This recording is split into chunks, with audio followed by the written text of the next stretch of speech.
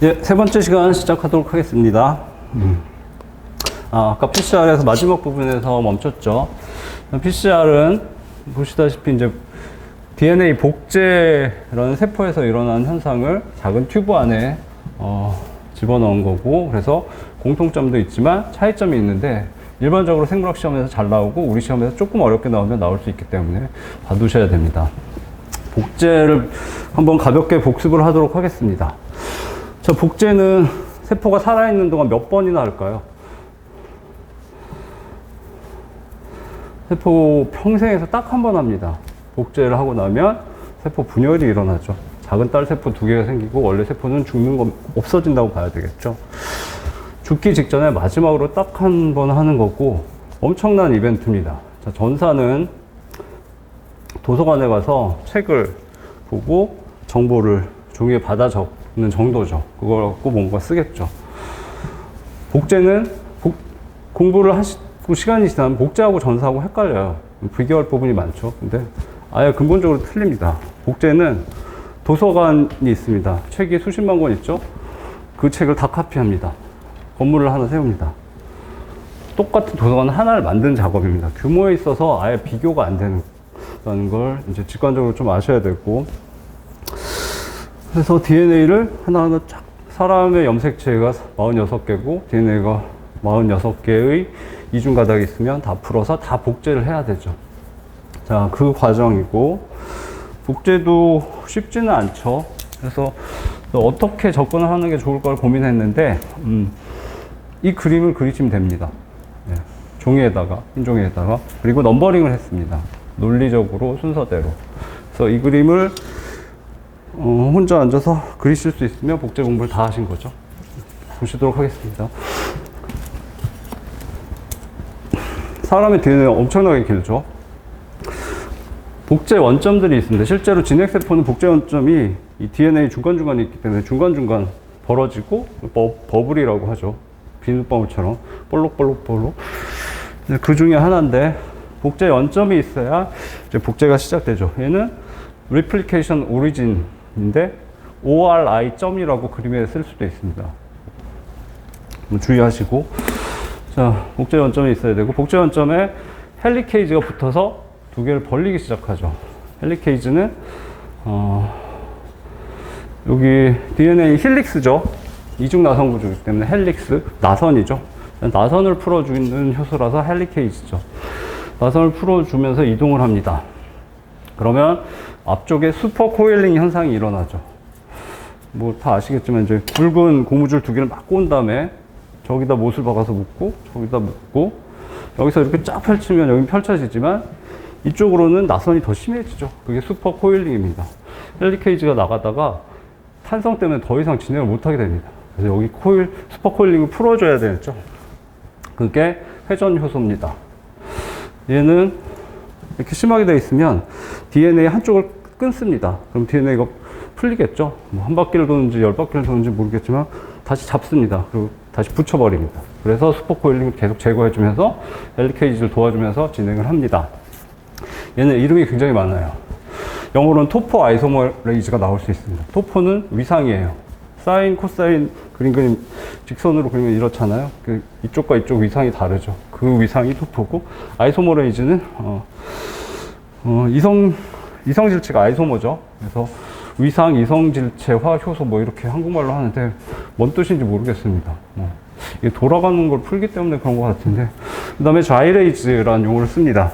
자이레이즈는 GYR이 회전이라는 의미가 있죠. 또 하나는 니케이즈는 잘 안 나올 텐데, DNA에서 닉이라 그러면 2개의 DNA 중에 하나를 살짝 끊는 거, 공유결합이죠. 네. 아까 보신 5' 인상기 3' OH가 연결돼서 인상기가 있는데 거기를 공유결합을 끊어버리면 그게 닉입니다. 한 군데만 끊었다 다시 붙이기 때문에 니케이즈라는 종류가 있습니다. 효소군인데 그 중에 하나입니다. 니케이즈는 안 나올 것 같은데 기억하시고, 이름이 5개입니다. 그 다음 4번이죠. SSBP, Single Strand Binding Protein이죠.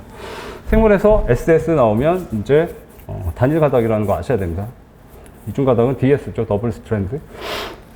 싱글 스트랜드에 바인딩 결합하는 단백질입니다. 얘는 이게 다시 묶이지 않도록 뒤에서 뭐 빨래집게처럼 잡아줍니다. 뭐 이쪽에도 또 있겠죠.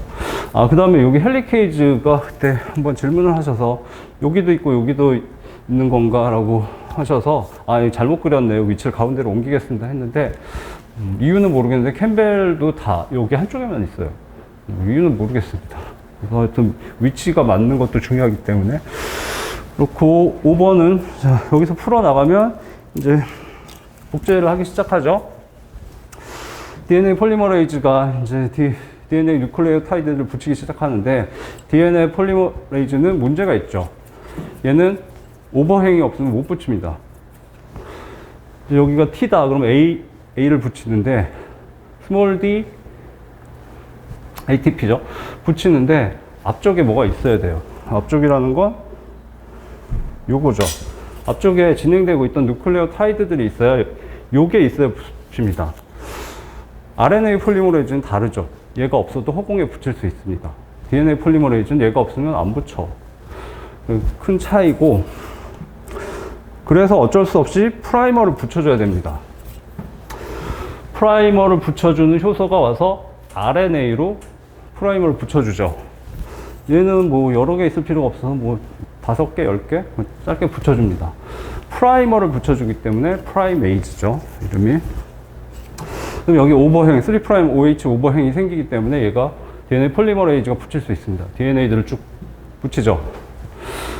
근데 반대쪽으로 보시면 6번까지 했죠? 7번 똑같이 프라이메이즈가 프라이머 RNA입니다. 성분이 RNA냐 DNA냐는 시험에 잘 나옵니다. 아까 PCR에서는 뭐였죠? 프라이머가? DNA였죠? 투애니머. 왜 DNA였죠? 싸서.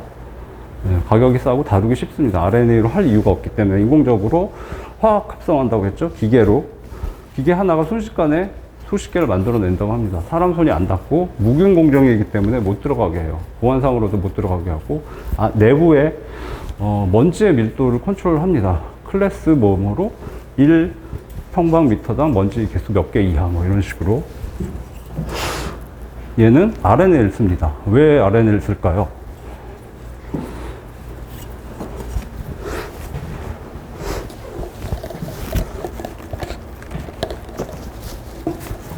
모릅니다. 캠벨한테 한번 전화를 해보시죠. 저도 모르고 교재에 안 나옵니다. 네, RNA입니다. 뭔가 RNA가 편하기 때문에 쓰겠죠. 근데 RNA를 붙이고 붙여 나갑니다. 문제는 얘는 헬리케이즈 진행 방향하고 똑같이 이렇게 복제가 되죠. 5', 3'이기 때문에 이렇게 됩니다. 근데 문제는 얘는 헬리케이즈는 일로 가는데 얘는 이쪽으로 진행을 했죠. 막 진행하면 내 뒤가 열렸어 라고 하죠. 그래서 다시 이쪽에 프라이메이즈 DNA 폴리머레이즈 다시 진행합니다. 나도 뒤가 또 열렸어. 여기 또 진행하고 또 열리면 여기 또 이렇게 진행하죠. 그래서 여기는 하나로 진행이 되지만 여기는 절편들이 생기죠. 자, 그래서 10번까지 했고 11번 절편들이 생겼지만 이제 여기 와서 만나겠죠. 언젠가 RNA하고 만나면 RNA로 돼 있으면 안 되죠. 유전 물질이니까 RNA를 잘라내버리고 DNA를 다시 붙입니다. 쭉 끝에서 여기 DNA 뉴클레오타이드들이 만나겠죠. 근데 두 개를 붙여주면 공유 결합이죠. 이쪽은 수소 결합으로 되어 있죠. AT, GC. GC는 수소 결합 3개, AT는 2개. 이쪽은 공유 결합으로 연결이 되어 있는데 DNA 폴리머레이즈는 공유 결합 여기를 연결 못 합니다. 그럼 나 임무 끝 그러고 나옵니다. 그러면 라이게이즈가 여기 연결을 해줍니다. 라이게이즈는 옛날에 리가제라고 불렀어요. 왜 그렇게 부르는지 모르겠습니다. LIGAS입니다. LIG는 글루라는 뜻이 있습니다. 붙이다. 비슷한 게 라이건드가 있죠. 리간드. 화학에 나오죠. 착화물에 붙는 리간드. 붙기 때문이고, 그 다음에 생물에서도 리간드가 나옵니다. 세포막에 있는 수용체 보셨죠? 리셉터에 붙는 물질을 붙기 때문에 리간드라고 합니다.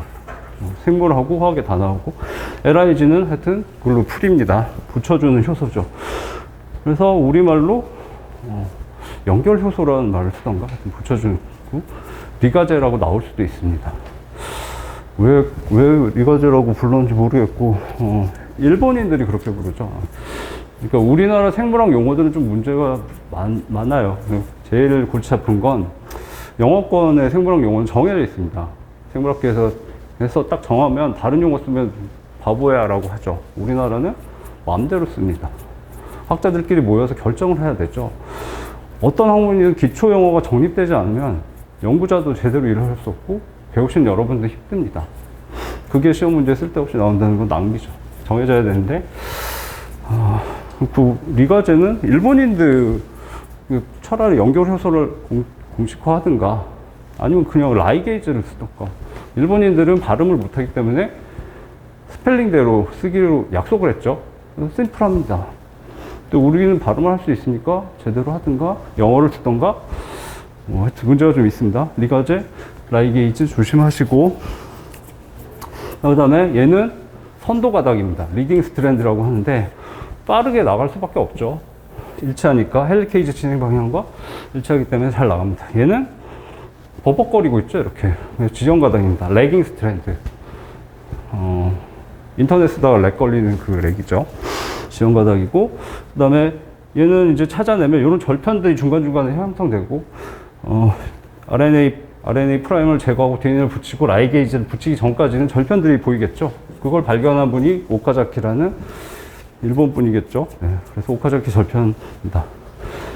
번호대로 그리실 수 있으면 돼요. 뭐 복잡하게 그리시지 말고 동그라미, 네모 이렇게 그리시면 되겠죠. 꼭 그려보시는 게 좋습니다. 그러면 복제는 대부분 이해하신 거고 캠벨 수준으로 커버가 되죠. 약속하신 겁니다. 네, 그려보시는 걸 추천하고, 자, 그래서 두 가지를 비교를 해보죠. 자, DNA 이중 가닥을 분리해야 되죠. 복제하려면. PCR은 쉬웠죠. 한 사이클에 첫 번째 한 사이클이 세 스텝으로 되어 있죠. 디네이처레이션, DNA 편성. 세컨드가 프라이머 결합, 어닐링이라고 했죠. 단조. 세 번째가 일롱게이션, DNA 신장, 폴리머리제이션, 익스텐션 이렇게 표현하죠. 첫 번째 스텝, 변성 단계 90에서 95도씨로 수소 결합이기 때문에 분리가 되는 거죠. 여기는 사람 몸에서 일어나죠. 90도씨로 높이면 죽겠죠, 사람이. 당연히 다른 기적을 씁니다. 헬리케이즈에서 분리하고 자이레이즈 회전 효소가 앞에서 스코일링 풀어주고 SSBP가 유지해주고 두 개 비교하시면 되고, 프라이머는 20모 이제 사용하죠. 인터넷으로 주문합니다. 프라이머이즈가 붙여주는데 이 20모라는 숫자는 정교하게 결정된 거죠. 20모를 했는데 안 되면 17모를 할 수도 있고 아니면 25로 바꾸기도 합니다. 예, 프라이머 때문에 안 되는 경우가 있습니다. 근데 얘는 짧으면 넌스페시픽하게 막 바인딩을 하고 길면은 혼자 2차 구조를 형성을 해서 바인딩을 안 하고 그런 문제가 있기 때문에 결정을 해야 되는데 얘는 별로 중요하지 않습니다. 특정 위치를 프라이머가 찾아냅니다. 넌스페시픽하게 바인딩하는 게 아니고 프라이머가 찾아내서 이렇게 가기 때문에 얘는 개수가 별로 중요하지 않은데 일반적으로 최대 10개 정도까지. 그래서 얘가 핵심이죠. 얘가 일반적인 생물학 시험에 잘 나오고 그다음에 우리 시험에서도 어렵게 나오면 나올 수 있습니다. 왜 DNA죠? 예, 다루기 쉽고 싸기 때문에. 왜 RNA죠? 캠벨에게 물어봐야 되겠죠. 자, 다음 중합효소는 열 안정성 DNA 폴리머레이즈 써야 되죠. PCR은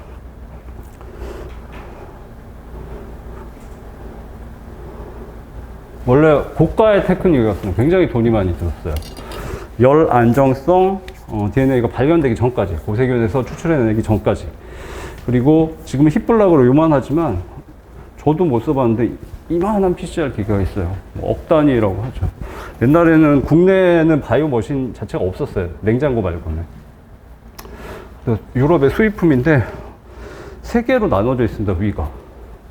여기 90에서 95도, 55도, 72도 맞춰져 있습니다. 그러면 아까 그 튜브가 있었죠. 그럼 96개 튜브를 4개 이렇게 걸면 로봇 팔이 31분간 담그고 1분간, 3분간 또 돌아갑니다. 근데 문제는 그때 당시에 일반적인 폴리머레이즈를 썼어요. 구할 수 있는. 그러면 이제 온도를 많이 낮춰줍니다. 낮춰주면 이게 프라이머가 붙겠죠? 폴리머레이즈가 이렇게 시작을 합니다. 일반적인 거니까 뭐 30 몇 도씨 정도에 최적화되어 있겠죠? 90도씨로 높입니다. 그럼 폴리머레이즈가 다 죽어요. 그럼 여기 다시 폴리머레이즈 넣어줍니다. 40사이클 돌리면 돈이 엄청 들어가죠. 택 DNA 폴리머레이즈의 발견은 생물학을 사실 뭐 10년 앞당겼다고 봐도 됩니다. 그리고 제가 있던 회사에서 택 DNA 폴리머레이즈를 한 연간 10억 원어치? 프라이머는 100억 정도 됐던 것 같아요. 1년에. 다른 사업부였고. 택폴은 제가 있던 사업부에 제가 담당하던 한 10억 정도 되죠. 근데 괜찮네. 근데 왜 이렇게 연봉을 조금 주지? 그러고 있었는데 실제로 10억의 로열티를 다 뺏기고 있었어요. 특허권이 있었던 거죠. 택 DNA 폴리머레이즈는 전 세계 수요가 엄청나죠. 로슈가 갖고 있어요. 제약회사인 로슈. 로슈는 매출이 이제 100조 정도 될 것 같아요. 근데 로슈가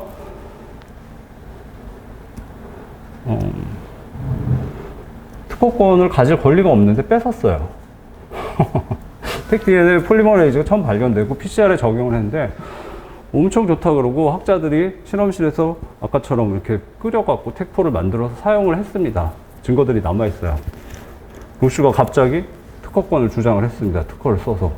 말도 안 되는 소리죠. 이미 공지 다 된 기술이죠. 여러분들이 변리사가 되실 테니까 제가 전에도 얘기했죠. 또 들으세요. 특허의 특성에 대해서 좀 아셔야 돼서 로슈가 특허권을 주장을 했고 거의 20년 가까이 특허권 침해를 주장하면서 돈을 전 세계에서 걷어들였습니다. 그 회사도 걸린 거죠. 매출이 3억일 때는 그냥 놔둡니다. 소송을 걸고 뭐뭐 하기 위해서는 그냥 일부러 놔둡니다. 사업이 커질 때까지. 10억이 넘으면 찾아옵니다. 로슈 코리아에서 사장님 찾아왔죠. 양복 입은. 소송 걸었다. 네, 해줄 테니까 연간 10억씩 내라. 이게 뭐 영업이익도 아니고 매출액이면 손해를 보는 거잖아요. 그래서 10억씩 뺏기고 있더라고요. 사장님이 어느 날 술 마시면서 네가 이거 해결해주면 내가 연봉 1억 넘게 줄게 그러더라고요. 그래서 귀가 솔깃하죠. 실제로 로슈는 권리 자체가 없었어요. 근데 100조 상대로 어떻게 싸우겠습니까? 삼성전자. 그래서 그러고 있었는데 프로메가라는 회사가 있어요. 연간 1,500억을 매출이.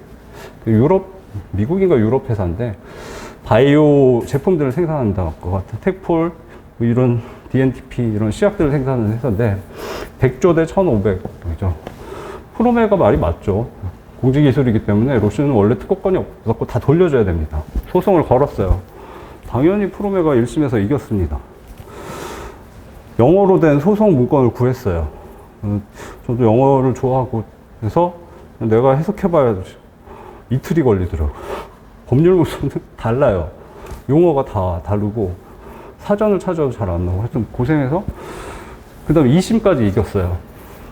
되게 감동적이었어요. 그래서 정의의 승리다.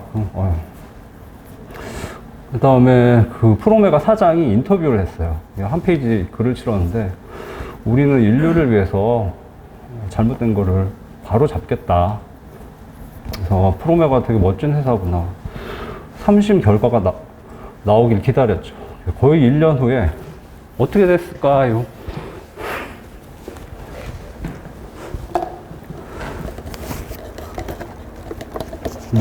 누가 이겼을까요? 흥미진진하지 않나요? 프로메가가 고소를 취하했습니다. 뭐지? 그래서 막 소름이 돋더라고요. 그래서 결국 나중에 기사를 봤는데 프로메가는 아시아 지역에 로슈 제품 중에 이제 제품군이 100개 정도 되죠. 몇 개 굵직한 제품군에 아시아 지역 판권을 따내고 손을 잡은 거죠. 인류의 정의는 무슨, 그게 특허의 본질일 수도 있습니다. 그게 프로메가가 이겼으면 전 인류에게 도움이 되겠죠. 정당한. 근데 프로메가는 얻을 게 없어요. 그 소송 비용 들이고. 로슈 정도 규모면 프로메가 그냥 밀어서 없앨 수 있습니다. 그냥 덤핑 판매를 걸어버리면 망합니다. 언제든 없앨 수 있어요. 프로메가는 얻을 게 없는 거죠. 프로메가가 이기면 로슈는 다 돌려주고, 텍폴은 누구든지 마음대로 생산할 수 있고. 그래서 특허가 이렇게 막 복잡해요, 실제로. 자기가 만들어진 제품에 대해서 기술적으로 보호하는 특허를 잘 쓰기도 어렵고, 굉장히 잘 썼는데도 허점이 발생하고, 여러 가지 현실 속에서는 문제들이 발생합니다. 그런 부분들을 여러분들이 이제 잘 해결하시겠죠. 자, 텍폴은 생물학에서 굉장히 중요한 역할을 한다. 텍폴이 없었으면 폴리머레이즈가 계속 죽어나간다 기억하시면 되겠고,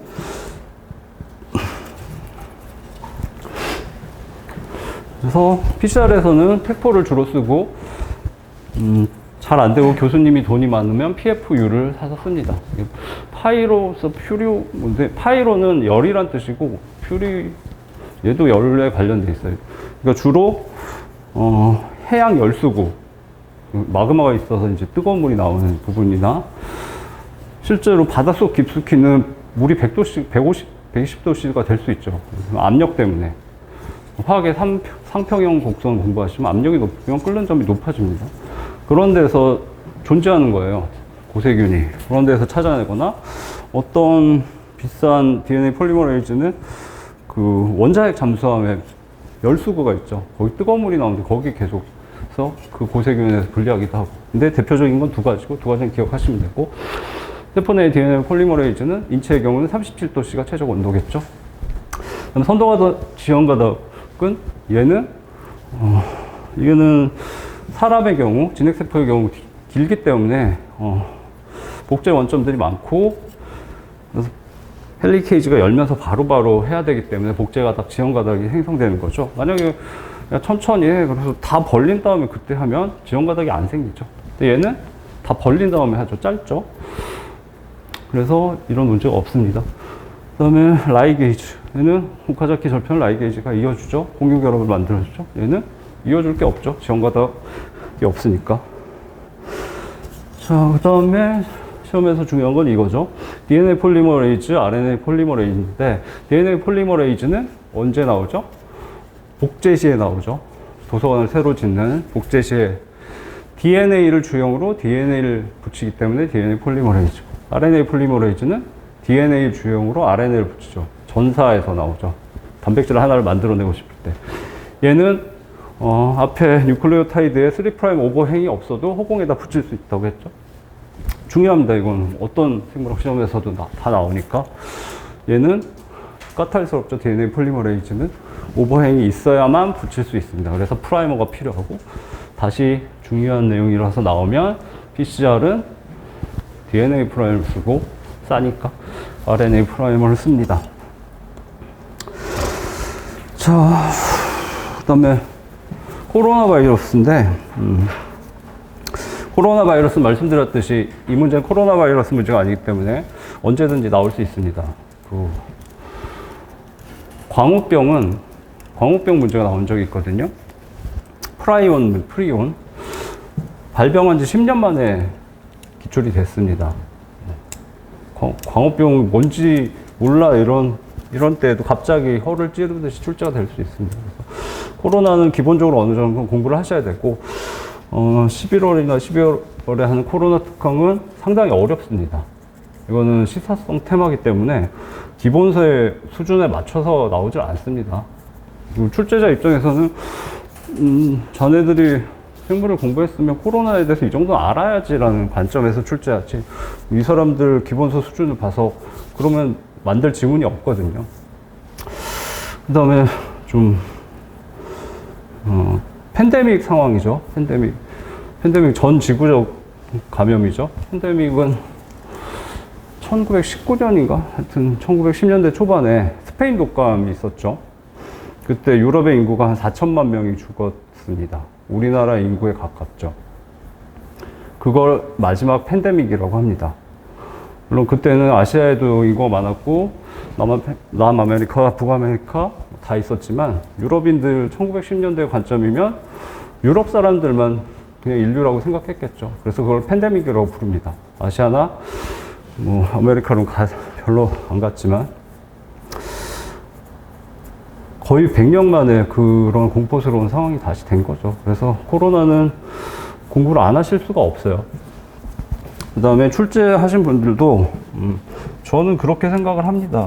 여러분들이 생물 공부를 하셨으면 코로나는 시험에서 쉽게 나오더라도 어느 정도 수준까지 아셔야 돼요. 그러니까 오블리스 노블리제죠. 공부를 하신 분들은 그만큼 사회적인 책임이 있는 거죠. 그러니까 여러분들이 어려운 공부를 하시는 건 여러분들의 고생과 노력이기도 하지만 뭐 한국 사회가 이만큼 발전하게 만든 사람들 그리고 여러분 부모님들의 노력인 거고 거기에 대해서 여러분들은 책임이 있기 때문에 조금 높은 수준까지 공부하시고 높은 수준으로 문제가 나올 수도 있습니다. 그리고 코로나에 대해서 미스인포메이션들이 많죠. 뭐 이상한 여론들이 조성되기도 하고 모르면은 끌려가죠. 근데 공부를 좀 하셔서 내용을 아시면 그런 미스인포메이션들을 바로 잡고 좀 뭐랄까 여론을 바르게 만드는 부분에 여러분들은 하셔야 돼요. 생물학을 공부하셨으니까.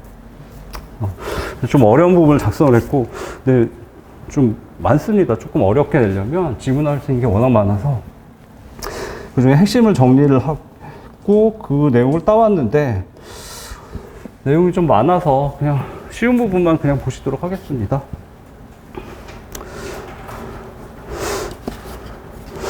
자, 코로나 바이러스고 명칭은 아셔야 되죠. 사스코브2고 질병명이 코비드-19입니다. 코로나 바이러스 디지즈 2019이죠. 질병명이고 그 다음에 바이러스명을 붙일 때 2003년에 발병한 사스가 사스코브2입니다. Severe Acute Respiratory 중증이죠. 급성이고 호흡기입니다. 여기 기도부터 여기 기관지, 폐까지 일로 감염이 되고 호흡을 잘 못해서 죽죠. 근데 코로나 바이러스는 바이러스 중에 분류하면 큰 그룹 중에 하나입니다. 그래서 2003년에 발병한 사스는 사르스코브1이라고 명명이 됐고 이번은 많이 다르면 이름을 새로 붙이려고 했는데 DNA 서열을 분석해 보니까 생물학적으로 다른 이름을 붙이면 만큼 다르지 않다. 거의 같다. 그래서 사르스코브2로 붙이기로 한 거죠. 구조는 기억하셔야 되는데 사진은 아니고 모식도죠. 자, 모든 바이러스는 두 가지 물질이 기본적으로 있습니다. 핵심. 유전 물질이 있어야 되겠죠. DNA인 경우도 있고 RNA인 경우도 있고 그 다음에 그 유전 물질을 보호하기 위한 단백질이 있어야 됩니다. 캡시드 프로틴입니다. 우리말로 다른 이름을 막 쓰는데 그건 다르게 나올 수 있으니까 캡시드 프로틴, 캡시드 단백질을 기억하셔야 되고요. 바이러스는 그 두 가지 무조건 있어야 됩니다. 그 다음에 얘의 경우는 추가적으로 엔빌럽을 갖고 있습니다. 하나의 보호막이 더 있죠. 얘는 이 바이러스가 만든 게 아니고 숙주세포에 들어갔다가 나오면서 숙주세포의 세포막을 뺏어온 겁니다. 그래서 자기 보호막으로 쓰는 거죠. 얘가 있으면 쉽게 건조 안 되죠. 바이러스는 건조되면 활성을 잃는 경우도 있고 위장막이기도 합니다. 숙주의 면역세포들이 이렇게 만져보고 컨택을 해서 면역세포는 컨택을 해보고 이거 우리 세포네? 이거 외부 물질이네를 판단하는데 위장막이 되죠. 다음 중요한 건 핵심은 여기 스파이크입니다. 여기 뾰룩뾰룩 튀어나와 있죠. 코로나는 태양의 광륜이 코로나죠. 이렇게 검은 필터가로 이렇게 태양을 가리면 이렇게 광륜이 보이죠. 뾰족뾰족하게. 또는 크라운, 왕관도 그래서 같은 어원이고 뾰족뾰족 튀어나와 있습니다. 코로나 바이러스는 다 스파이크가 핵심이고 프로틴으로 되어 있습니다. 그래서 스파이크 프로틴, S 프로틴 기억하셔야 되고 얘가 핵심입니다. 여러분들이 맞는 그 백신은 얘를 모방해서 먼저 집어넣어 주는 거예요. 그러면 얘에 결합할 수 있는 항체들이 몸 안에 생성되면 백시네이션이 되는 거죠. 그럼 여기 M 프로틴, 막은 멤브레인이죠, 영어로. 그래서 세포막은 셀룰러 멤브레인입니다. 멤브레인이기 때문에 M 프로틴이 있고, 엔빌롭이라고 했죠. 그래서 이 프로틴이 있습니다. 별로 안 중요할 것 같고, 중요한 거는 이 스파이크입니다.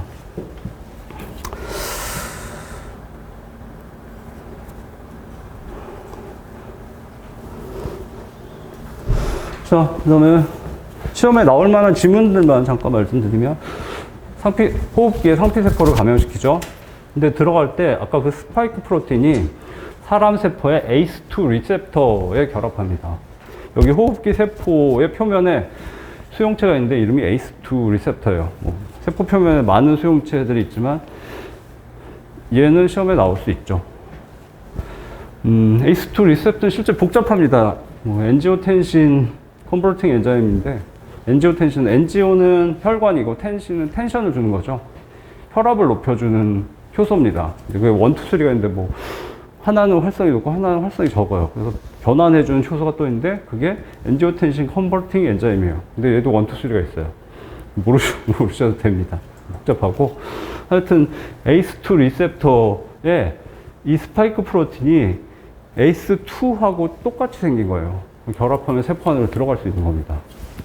바이러스는 숙주세포 안에 들어갈 때 숙주세포의 특정 리셉터, 수용체에 결합할 수 있는 구조를 갖고 있어요. 그래서 숙주세포는 얘가 엔지오텐신 컨버팅 엔자임인 줄 알고 받아들이게 되죠. 근데 내용은 물론 결과는 나올 수 있으니까 그냥 본 것 같아 그러고 맞추시면 되고. 다음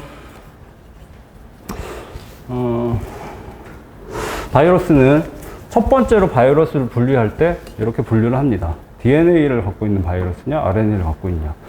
그럼 DNA는 이중 가닥을 갖고 있냐, 단일 가닥을 갖고 있냐. 단일 가닥 DNA를 갖고 있는 바이러스도 있고, 그 다음에 RNA도 이제 더블 스트랜드고 싱글 스트랜드죠. 이중 가닥 RNA, 단일 가닥 RNA입니다. 이 위치를 아셔야 됩니다. 시험에서는 이런 게 나오니까.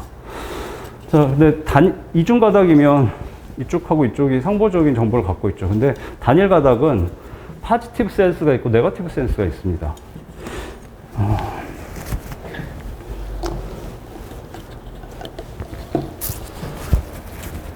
얘는 조금 어려운데, 파지티브 센스는 RNA죠. mRNA 역할을 할 수 있습니다. 얘가 라이보솜하고 붙으면 바로 단백질이 만들어집니다. 이쪽에 AUG, 스타트 코돈도 갖고 있고, 종결 코돈, UGA, UAA, UAG 같은 갖고 있고, 코돈대로 되어 있습니다. 네거티브 센스는 얘하고 라이보솜이 결합하면 단백질이 안 나옵니다. 거꾸로 되어 있거든요. 얘는 단백질을 만들려면 상보적인 서열을 만들면 파지티브가 되죠. 그 파지티브가 라이보솜하고 결합하면 단백질을 만들 수 있습니다. 그 개념이고, 근데 코로나 바이러스 어디에 들어가냐? 바이러스에 대한 첫 번째 정보이기 때문에 기억하셔야 됩니다. 싱글 스트랜드의 파지티브. 그 다음에 우연히도 가장 인류에게 해악을 끼친 바이러스들은 다 여기 들어갑니다. 레트로바이러스하고 코로나 바이러스죠. 레트로바이러스는 유명한 게 에이즈 바이러스죠. 레트로바이러스 특성은 세포 내에 들어간 다음에 단일 가닥이지만 이제 이중 가닥을 만듭니다. 그 숙주세포의 효소를 이용해서 그 이중 가닥을 사람 세포의 염색체 DNA 주간에 끼워 넣어 버립니다. 그 쉬다가 필요할 때 나와서 자기 자손들을 잔뜩 만들어내고 세포를 죽이고 나갑니다. 다른 세포로. 끼어 들어갈 때 아무 데나 막 끼어 들어가죠. 사람의 염색체 중에. 그래서 돌연변이를 사람한테도 일으킬 수 있고 자신이 또 돌연변이가 잘 됩니다. 그래서 레트로바이러스는 굉장히 위험하고, 에이즈하고 에이즈 바이러스는 HIV, 휴먼 이뮤노 디피션시 바이러스죠. HIV하고 C형 간염, 하여튼 위험한 병들이죠. 그래서 옛날에 지금 코비드 19 이전에는 바이러스 중에, 생물학자들한테 바이러스 중에 가장 위험한 건 레트로바이러스라고 생각합니다. 무조건. 코로나 바이러스가 이렇게 무섭다는 건 최근 몇 년 사이에 알게 된 거죠. 코로나 바이러스는 교재에도 잘 안 나오고 관심도 없었어요. 근데 이렇게 위험해질 수 있다는 건 최근 2, 3년 사이에 밝혀진 겁니다. 그래서 시험에 코로나 바이러스는 레트로바이러스다, 사스코브2는 레트로바이러스다 라고 나올 수 있습니다. 여러분들은 관심 없지만 생물학을 공부하신 분들은 위험한 바이러스는 레트로바이러스라고 생각하겠지 라고 지문을 만드실 수 있기 때문에 조심하셔야 됩니다. 다음 이제 싱글 스트랜드 파지티브 센스였고, 그 개념이 어려우니까 설명을 해놨는데 아실 거예요. 파지티브 센스면 실제로 게시 코돈이 있고 종결 코돈이 있고 코돈이 제대로 되어 있습니다. 그러면 숙주세포의 라이보좀과 만나면 이렇게 제대로 아미노산들을 붙여나갈 수 있죠. 네거티브 센스인 경우는 이렇게 이 파지티브 센스에 대해서 상보적인 서열입니다.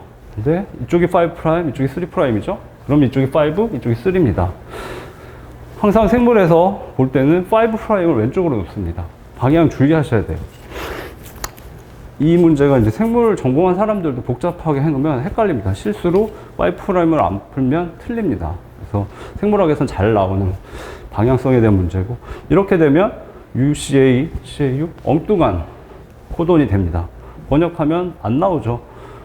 게시 코돈, 스타트 코돈 자체도 없고 우연히 있다고 그래도 코돈 자체가 다르기 때문에. 그래서 얘는 발현을 할 때는, 단백질을 만들 때는 어쩔 수 없이 파지티브 센스를 만들어내야 됩니다. 얘를 통해서 라이보좀에 붙어서 단백질을 만들어내야 되죠.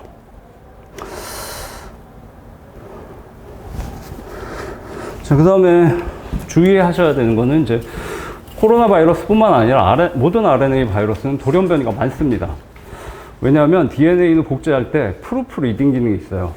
DNA를 하나 붙인 다음에 다시 만져봅니다.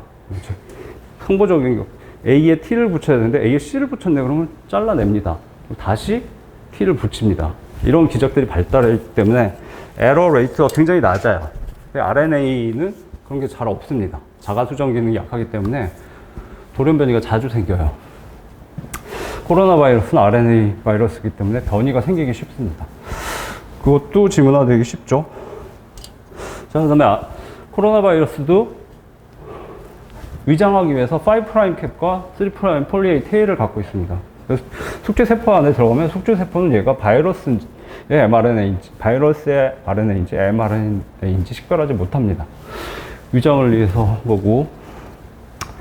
자, 조금 어렵게 나오면 RDRP가 핵심일 수 있죠. RDRP는 RNA 디펜던트 RNA 폴리머레이즈입니다. 길기 때문에 RDRP라고 쓰죠. RNA를 주형으로 RNA를 만드는 효소입니다. 사람한테는 없어요. 바이러스는 숙주세포에 들어간다는 건 이제 비싼 별 5개짜리 호텔에 들어가는 것과 같죠. 모든 자원을 숙주세포의 자원을 다 뺏어 씁니다. 근데 자신만 있고 숙주세포에 없는 거는 어쩔 수 없죠. 자기가 들고 가야 되죠. 그거기 때문에 유전자가 몇 개 안 되기 때문에 얘는 어렵게 나오면 출제가 될 수 있고. 자, 나온 김에 이걸 정리하시는 게 좋죠. 자, 주형이 DNA일 때, 그 전에 사람의 경우는 RDRP가 없습니다. 사람은 RNA를 갖고 RNA를 만들어낼 이유가 없거든요. 대부분의 세포는 RDRP가 없습니다.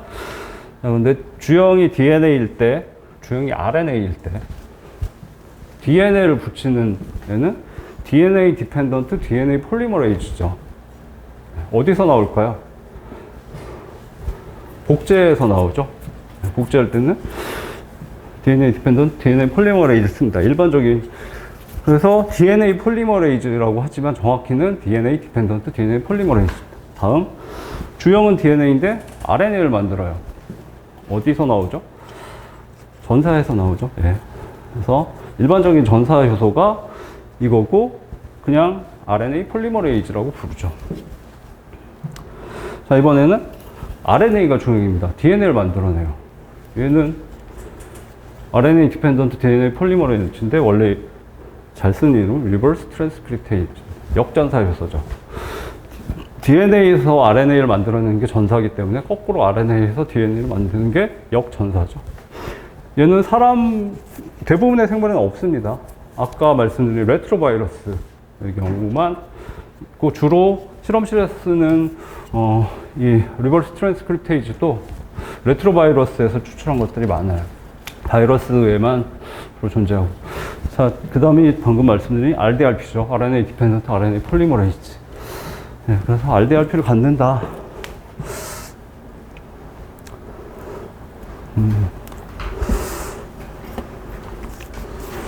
이 내용은 좀 어려워서 특강에서 이제 자세히 공부하실 텐데, 결론만 보시면, 그러면 얘가 코로나 바이러스가 사스코브2만 아니라 코로나 바이러스 일반적인 특성을 다 갖고 있습니다. 그래서 코로나 바이러스가 숙주세포에 들어가면 바이러스의 인생의 목표는 뭘까요?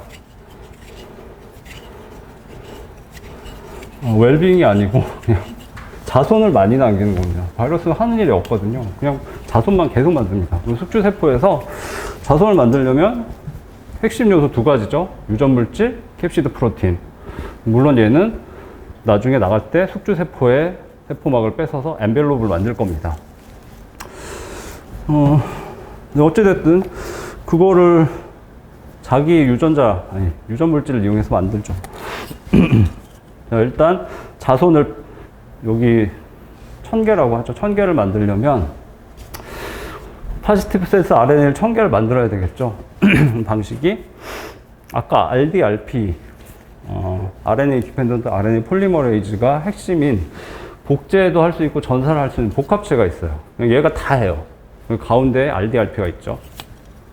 얘가 네거티브를 만듭니다. 이걸 주용으로 파지티브를 1000개를 만듭니다. 그러면 내 자손들의 유전 물질이 준비가 됐죠. 그다음에 프로틴들이 필요하죠. 아까 스파이크 프로틴은 숙주세포에는 없죠. 뭐 M 프로틴, E 프로틴도 만들어야 되죠. 그건 전사와 번역을 통해서 만들어야 되는데, 여기 스파이크 프로틴에 유전 정보가 있으면 이 부분만 네거티브 스트랜드를 만듭니다. 근데 얘는 전체가 아니기 때문에 서브 지놈이라고 해요. 뭐 이름 모르셔도 될 것 같은데. 그다음에 요걸 다시 파지티브를 만든 다음에 얘도 복합체가 계속 만드는 거죠. 그 다음에 라이보좀은 자기가 안 갖고 있고 숙주세포 걸 씁니다. 조금 어려운 부분이에요. 이거는 뭐 바이러스 학을 하는 사람들이나 공부하는 건데 어렵게 출제되면 출제될 수 있으니까 봐두시고, 특강에서는 좀 더 꼼꼼하게 말씀드립니다. 자, 이 문제하고 관련된 거죠. 진단법. 코비드 스웹을 사용하죠. 면봉 같은 걸 코 깊숙이 찔러서 여기 호흡기에 관련된 상피세포를 추출합니다. 그럼 거기에는 감염이 안 된 환자면 자신의 DNA와 자신의 RNA들이 있겠죠. 감염이 됐으면 사람의 DNA, RNA 외에 사스코브2의 RNA가 있겠죠. 그 사스코브2의 RNA가 있는 걸 찾아내야 됩니다. 그럼 PCR을 돌려서 증폭을 합니다. 왜 PCR을 돌릴까요? RNA 양이 적으면 검출이 안 됩니다. 밴드가 떠도 안 보여요. 확대를 해도 안 보이고. 그래서 양을 1조배로 늘리면 바로 찾아낼 수 있죠. 그래서 PCR을 쓰는 거고. PCR은 그런 얘기가 있습니다. PCR은 주형 DNA 하나를 원카피라고 불러요. 원카피가 1조 카피가 되는 거죠. 아까 40사이클 돌리면. 근데 PCR은 원카피만 있어도 된다라는 말을 선배가 합니다. 정량을 어떻게 했어요? 그 선배가. PCR은 원카피만 있어도 돼. 무조건 성공해. 제가 PCR에 실패했을 때예요. 처음에 DNA가 하나밖에 없다는 걸 당신이 봤어요 라고 말하고 싶었지만 말은 못했습니다. 어쨌든 PCR은 굉장히 효율적이기 때문에 소량의 DNA가 있어도 증폭이 됩니다. 검출하기 위해서 증폭을 하는 거고, 진단할 때 법적으로 정해진 방법입니다. 다른 방법으로 의사가 새로운 방법 개발해서 이 사람 환자야, 아니야 판단 못합니다. 왜냐하면 환자가 아니라고 했는데 죽으면 법적 책임이 있기 때문에 이런 검사법은 국가에서 법으로 정합니다. 뭐 시행령, 여러분들 잘 아시는 법령에서 정하죠. 시행령 같은 데서. 옛날에는 PCR을 안 썼습니다. 엘라이자라는 다른 방법을 썼는데, 제가 있던 회사에서 PCR 프라이머 전문가 회사이기 때문에 국가에서 법을 바꾸도록 굉장히 로비를 많이 했습니다. PCR로 바꾸라고. 훨씬 더 정확하고, 엘라이자는 감염되고 일주일 후에 검출이 가능합니다. PCR은 감염되면 그날 검출할 수 있죠. 안 바꾸더라고요. 네. 근데 그때 당시 의사들도 PCR 같이 돌렸습니다. 엘라이자도 하고 PCR을 하는데 PCR이 더 확실한다는 걸 알고 있죠. 근데 보조로 쓰고 PCR 결과로 법적 증명을 할 수는 없었죠. 근데 바뀌었어요. 불행히도 제가 그 회사를 나온 다음에. 어찌됐든 법적인 거고, 자, 실시간 역전사 PCR을 씁니다. 실제로는. Real Time Reverse Transcription PCR을 씁니다. 리얼타임은 뭐 쉬우니까, PCR은 아까 요 테이블탑 머신에서 하면 안에서 증폭이 되는지 안 되는지 안 보이죠. 근데 고가의 장비를 사용하고 형광을 사용을 하면, PCR에서 이중 결합이 형성이 되면 가운데 염색 다이가 끼어듭니다. 결합하면 얘는 형광을 냅니다. 그러면 결합한 이중 결합 DNA가 많아질수록 형광색이 더 진해지죠. 검출기가 달려 있습니다. 그래서 돌리면서 순식간에 DNA 양이 증가하는 게 그래프로 나타납니다. 실시간으로 양을 알 수 있기 때문에 RT-PCR, 리얼타임 PCR이라고 부릅니다. 또는 qPCR이라고 불러요. 퀀티티티브, 정량적으로 알 수 있기 때문에. 아까 테이블탑은 한 개에서 1조 카피 나온 거 맞아? 모릅니다. 나중에 전기영동을 해봐야 대충 알 수 있고. 다음, 리버스 트랜스크립션, 역전사 효소를 쓰죠. 왜냐하면 코로나 바이러스는 RNA 바이러스이기 때문에 DNA 자체가 없습니다. 그래서 역전사 효소를 처음에 살짝 넣어줍니다. 돌리면 역전사 효소가 RNA에서 DNA를 만들어냅니다. RNA의 상보적인 DNA이기 때문에 cDNA라고 하죠. Complementary DNA. DNA가 한 카피만 나와도 그 다음은 그냥 PCR, 일반 PCR로 돌아가서 증폭이 됩니다. RNA는 절대 증폭이 안 됩니다. 왜냐하면 원재료가 스몰 d가 붙어 있었죠. DNTP. DNA 원재료만 넣어주기 때문에 RNA를 증폭할 수는 없습니다. 근데 초기 단계에 그냥 역전사 효소만 살짝 넣어주면 되니까 별로 어려운 기술이 아니고 일반 PCR의 응용이지만 쉬운 거죠. 다음, 백신이 개발됐는데, 백신이 1년 만에 개발될 거라고 상상도 못했습니다. 생물학을 연구한 입장에서 거의 한 10년 후에 나오겠지라고 생각했는데, 뭐 파이저나 모더나가 뛰어났던 거죠. 2003년에 발병한 사스코브1은 2018년 말까지 백신을 못 만들고 있었습니다. 계속 연구했는데. 하지만 사스코브2는 1년 만에 백신을 만들어냈죠. 사스코브1은 뭐 감염자가 없으니까 연구비가 투입이 안 되죠. 사스코브2는 뭐 막대한 인력과 연구비를 투입을 했겠죠. 기적을 만들어낸 거죠. 저는 개인적으로 파이저한테 되게 감사해요. 되게 마음에 안 드는 회사였는데 뛰어난 성과를 내주신 것 같고. 어쨌든 근데 백신의 핵심은 시험에서 나오는 거는 아까 스파이크 프로틴이 핵심이죠. 걔가 숙주세포에 들어갈 수 있습니다. 근데 항체도 종류가 굉장히 많아요. 자, 내 몸 안에서 백신 때문에 이제 항체가 형성이 됐는데 항체가 여기 붙습니다. 덜렁덜렁 붙어 있죠. 얘는 숙주세포를 만나면 스파이크 프로틴 이용해서 들어가 버립니다. 얘는 밖에 남겠죠. 항체가 쓸모없는 경우도 있어요. 아예 얘를 못 움직이게 하는 항체를 중화 항체라고 합니다. 신문에서 보셨을 거예요. 뉴트럴라이제이션인데 실제로 무력화란 뜻이에요. 스파이크 프로틴 여기 붙는 항체를 만든 겁니다. 그럼 여기 붙어 있기 때문에 얘가 ACE2 리셉터하고 결합을 못해요. 못 들어가요. 그럼 멈춰 있으면 다시 면역세포들이 와서 다 죽입니다. 항체 중에 최고는 중화 항체죠. 아예 바이러스가 활동을 멈추게 하는 거. 바이러스는 뭐 분해하진 않지만. 그래서 백시네이션을 했을 때 중화 항체가 생성되는 거는 핵심적인 거죠. 그 용어가 나올 수도 있기 때문에 가볍게 보시고, 그 다음에 당연히 타겟은 스파이크 프로틴을 타겟으로 백신을 만들었겠죠. 스파이크 프로틴, 파이저는 스파이크 프로틴을 만들 수 있는 mRNA를 인공적으로 합성을 했습니다. 그것도 위험하기 때문에 뉴클레오타이드 일부를 변형을 했어요.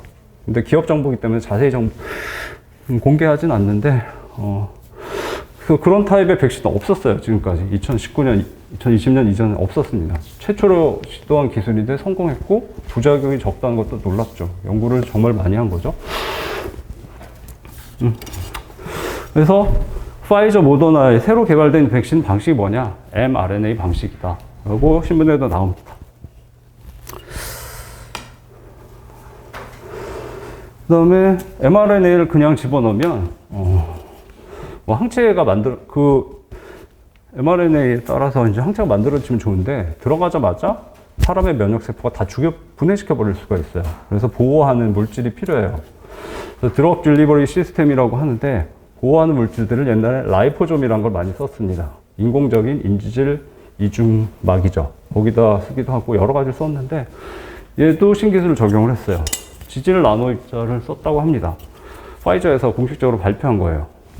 얘는 라이포솜보다 훨씬 작고 작기 때문에 보호가 잘 된다고 하고 PEG가 부착이 돼 있다고 합니다. 폴리에틸렌 글라이콜인데 물 속에 들어가면 이제 폴리머예요. 그래서 이렇게 출렁출렁합니다.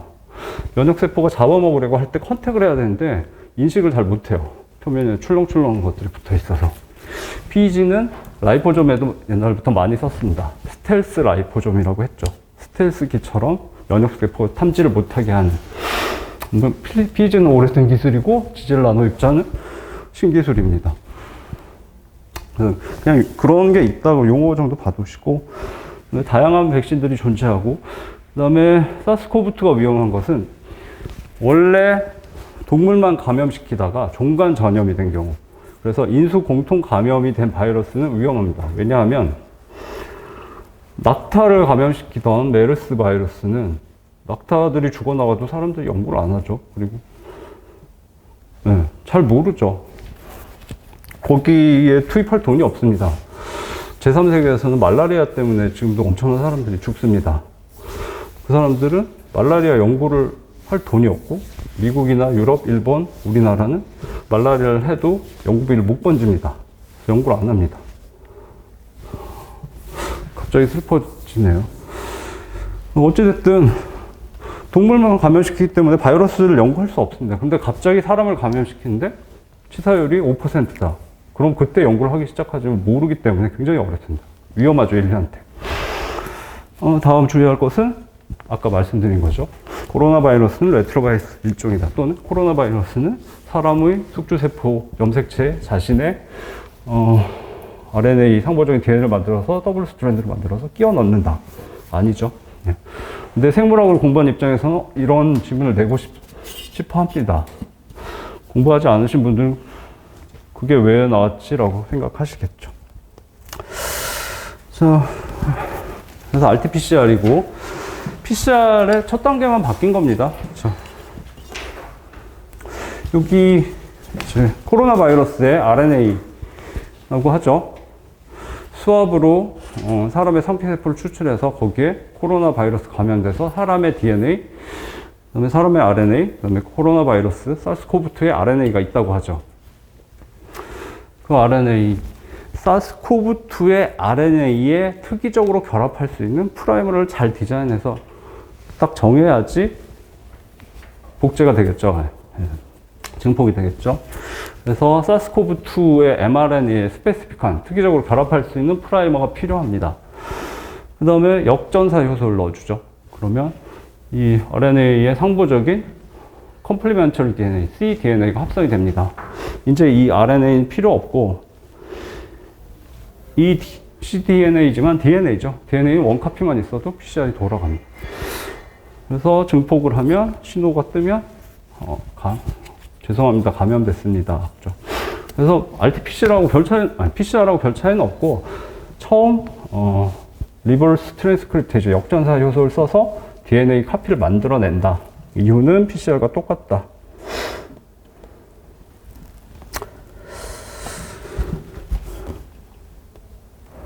자, 그래서 해설을 보시면 자, 문제를 다시 한번 보시죠.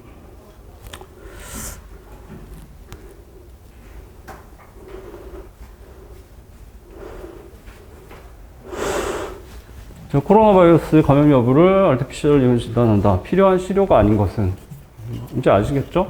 역전사 효소 있어야 되죠. 열 안정성 DNA, PCR의 기본이죠. DNTP 당연히 있어야 되죠. 주시하실 건 스몰 d가 없으면 틀린 겁니다. 그거는 RNA를 만드는 원료 물질이기 때문에.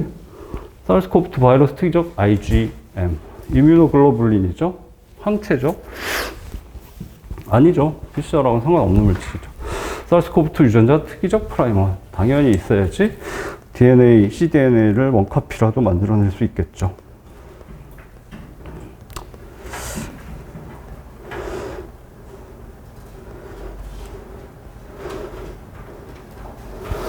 자, 그 내용들을 해설로 썼고, 예, 그냥 읽어보시면 되겠습니다. 그래서, IgG는 면역학에서 이제 다시 공부하실 텐데, 다시 한 번만 그 에피타이저로 보시면, IgG는 이뮤노글로불린이죠. 면역, 그 다음에 이제 구형 항체란, 아니, 구형 단백질이라는 뜻이고, 옛날에는 면역 글로불린이란 말을 썼습니다. 시험에 나올 수도 있죠. MD, AG 5개의 클래스가 있었죠. 초반엔 MD, 나중에 클래스 스위칭이라고 하면 AGE. 초반에 가장 중요한 항체는 M 클래스. 그 다음에 후반에 실제 전투가 벌어졌을 때 가장 중요한 항체는 G 클래스. 그 다음에 G 클래스 IgG에서 중요한 것은 3번은 가장 좋은 항체를 태반을 통해서 태아에게 공급을 해줍니다. 네. 되셨습니다. IgM, 왜 항체가 나왔는지 잘 모르겠는데, 아까 말씀드렸듯이 옛날에는 법적으로 검출 방법이, 판단 방법이 엘라이자였거든요. 항체 기반이에요. 그것 때문에 내신 것 같은데, 그거하고도 좀 다르긴 다릅니다. 그 엘라이자에서는, C형 간염에 감염됐다. 그러면 그 C형 간염을 죽이기 위해서 내 몸에서 C형 간염의 바이러스에 결합할 수 있는 항체를 만들겠죠. 그 항체가 있는지를 검사를 합니다. 내 몸 안에. 얘는 좀 다르죠. 그래서 뭐 하여튼 그것 때문에 질문을 넣으신 것 같기도 한데, 모르셔도 되겠죠. 네. PCR 좀 뭐 중요하니까 어려운 부분하고 여러 가지 말씀드렸고, 오랜 시간 고생하셨습니다. 그럼 다음에 뵙겠습니다.